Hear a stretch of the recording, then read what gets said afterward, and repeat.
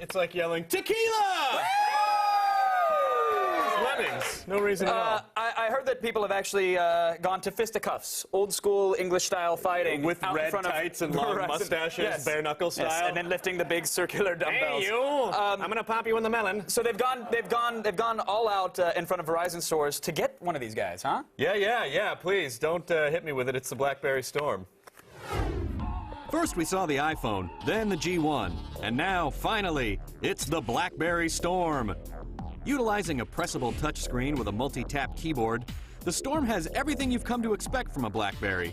3G email and web browsing, built-in GPS, a 3.2 megapixel camera, and Microsoft Office support. Get the Storm from Verizon for $200 with a contract. Now, doesn't the BlackBerry Storm sound like some gross act? Yeah, this chick gave me a BlackBerry Storm last night. Yeah. Kind of does. Hey, take it easy, guys. Very seedy. All right, feels about the same as the G1, which is a little bulkier than some other touchscreen phones. Not going to say it. Right. But is it too big to fit in the old pocket? No, not at all, actually. It weighs just as much as the G1, but it's a little thinner and shorter. It's got a 3.25-inch touchscreen. It's big and beautiful. It feels very cool. It definitely beats the Android in terms of style. Yes, in terms of style. But let's talk about the screen here, because I guess we have to. The Android was a joy to use. This one has sprained both my thumbs. I mean, pressing on a touchscreen that's kind of like a button, I guess that sounds like a good... I think it was supposed to have that sort of feel like the multimedia touchpad on the new MacBook Pros. You know, it sort of has that. It pokes in every time you touch it. Yeah. In practice, though. So-so. Yeah, it's kind of so-so. We like that you could hover or slide your finger around and highlight options without actually selecting them. To select, you just press down. The keyboard is kind of inaccurate, though, and it seems to be hit or miss when the screen registers presses, so wah-wah. I mean, that's what BlackBerries are known for. They're known for amazing text input, and now you have a device it's taken a step back. Yeah, well, you know, when they kind of stepped out of what they were normally used to making, and then this was the result, and it's kind of a bummer. A lot of people were really psyched about the Storm, like, finally, people said, I hate the iPhone, I'm finally going to go for the Storm. This country was together after the new president was elected, and every ounce of hope that we had was dashed when they released this phone. There it is. Sorry, more years Mr. of President. bad BlackBerries. Sorry, Mr. President. Navigating the web is pretty smooth, though. It's got the finger swipes, but there's no pinch and zoom, which is kind of weird. It is counterintuitive for people who are used to a touchscreen. Right. Now, it runs on BlackBerry's latest OS, which is version 4.7. Right. It's an upgrade from the Bold, so I expect when they make the number larger, that means it runs faster, right? Well, like we were talking about before, it actually does not run faster. I'm sure that they wanted, you know, because it has the touchscreen feature, maybe that's why they needed to update the software. But the accelerometer takes forever, and it doesn't always know when it's turned sideways. Nice try, accelerometer. This is a huge problem for texting, especially because when you're holding it straight up and down, you get the keys have 2 letters on each key. The abridged BlackBerry version. So then you turn it, but then it doesn't always recognize that you're turning it. Scrolling and navigating through the menus is laggy.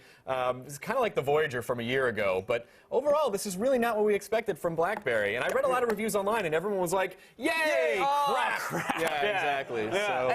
You know, and it's funny. I think they tried to create a bit of an artificial shortage to get hype and demand up. Oh, we only have 10 phones in the store. Yeah, sorry. But it's only given the other 500 people in line a chance to go home and read the reviews and learn that maybe it's not worth waiting. Yeah, I mean, again, you know, the Bold. I love the Bold. It was a great phone, but this is just not as. All right, well, let's talk features then, and we have to compare it because now it's trying to play nice with the G1 and the iPhone. So feature-wise, how does it stack up?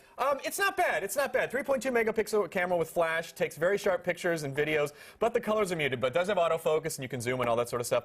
BlackBerry Application Center allows you to download apps, but it's not fully launched until March. Then again, we waited a year for the iPhone App Store, so that's not that huge a deal. Sure. Support for all of your email addresses, including corporate accounts, is great. It does use EVDO revision A for the internet, which is faster than 3G, but there's no freaking Wi-Fi. Why would you try to attack the iPhone and then go, oh, whoops, sorry, I forgot to do the Wi-Fi. Yeah, they had to lose the chip so the screen would go clickety-click. I guess that's what they had to do. Totally worth the trade-off. The Wi-Fi is where the clicking is now, but there's also GPS with geotagging and Microsoft Office support, which I'll give it. That's cool, we give it a nod to my fake top hat. Right. $200 with a contract on what is arguably the best network. I don't know Wi-Fi, but Verizon, yeah. Is it worth it? I'm going to say not yet. I'm so sorry, BlackBerry. Research Emotion, I love the bold, like I said. But for this phone, I would say wait for the updates to the hardware and the launch of the App Center. If you want a better device, Android, or I got to say the iPhone is a good way to go. So, all right, well, what's our rating? I'm going to give it an 80, Kev. B-. B- because there was so much expectation for this phone, and it just didn't pan out.